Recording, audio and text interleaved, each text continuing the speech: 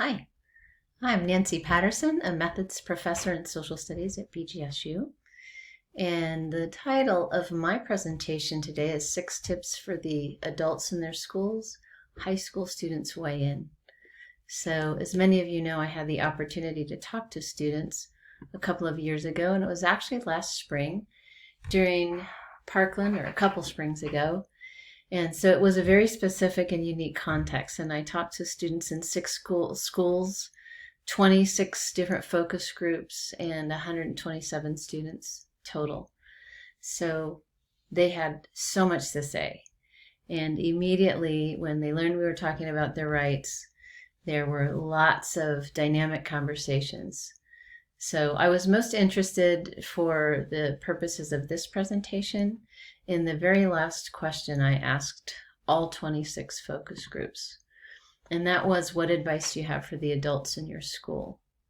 So granted, this discussion, the discussion of this question happened after lively discussions about whether or not you should take the knee or whether or not you should participate in your school's walkout. So I'm sure the Hawthorne effect was in play, meaning the alteration of behavior by subjects can happen just because of the fact of being involved in a study. So I'm happy if that was an effect. So my essential question is, how free are we? And my assertion, from having done this research and talked to students in so many different types of schools, that we are only as free in the United States of America as our high school students are confident in the ability to speak up for themselves and others. So while I know there are all kinds of measures of the health of democratic life, this study is about high school students. And we do need to pay attention to indicators like this and many others that show us how healthy our society is. It seems to me not so unimportant how well students do in communicating for themselves as emerging young citizens. So some key research behind this is old research, and there's new research. Unfortunately, not a lot of research about what students think and feel about their First Amendment rights in schools, but everything that has informed my education and my teaching has been about civic education research and the importance of civic values being instilled in schools and in young people to promote activism in their later lives and awareness of the world around them, as the Turney Purtis study showed it back in 1999. We know from reading in your freshman year about why kids don't like social studies, and that the reason they value classrooms of social studies when they do is that they have purpose and they have active learning and they have they spend students' time well. And that, of course, from Diana Hess and all her research about deliberation, that discussion promotes achievement. It has also positive impacts on civic behavior. So all of these are foundational when I'm talking about taking informed action in my work and assessing options for individual and collective action. My objective for this study was to look at options and see what opportunities students have in high school.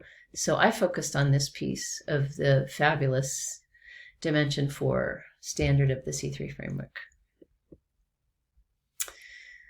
So I have a quick share of 6 things that students communicated with me, and this was across 126 kids. We did a lot of different people analyzed this data, and we came up with things that were very common. So there wasn't much disconfirming evidence to these things. In other words, most students, almost all of the students, said this is how they felt. So the top white font in the next 6 slides is about how what it was that the students communicated that they wanted us to know. And then I just pulled 1 or 2 quotes from the many pages of transcripts that we collected. So, not feeling their voices are being heard, reporting numerous challenges with speech. So it's not that they don't want to talk, but they've tried.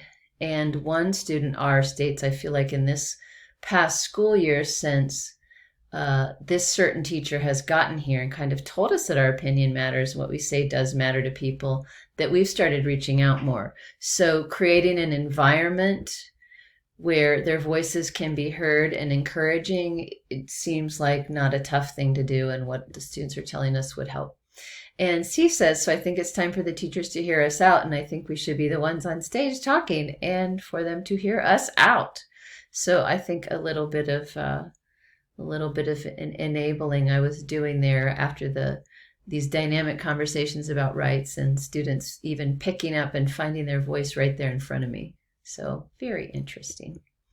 Second thing, they are afraid to voice their opinions to me. This means they're probably not having much comfort with it or time to practice. As E says, I feel like more so people are worried of backlash and that they would get in trouble if everybody came together and wanted to change with the school, and that the people who organized it would get in trouble. So I heard a lot of this, and it was right in the middle of post-Parkland, and a lot of students last 2 Marches ago were talking to month of March ago, were thinking about marching with their 2 feet, and it was scary for them.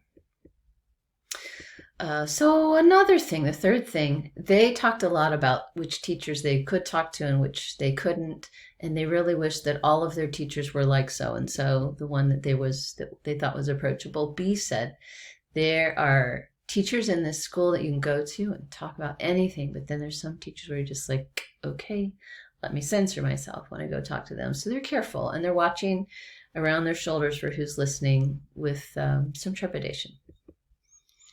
So not only feeling like they might get in trouble, completely and totally physically saying, I can't say this. So here's a quote from, I don't know who, Missing Letter. We'll say it's C. We're young adults growing up to be adults, and we have things we want to say that aren't being heard because some of us feel like we can't say it. So we heard a lot of that. And that they value real connections and relationship with their teachers and administrators. So this is no surprise, really. And I like what Jay says, and it kind of breaks my heart. It's a lot of students that will probably love if teachers cared.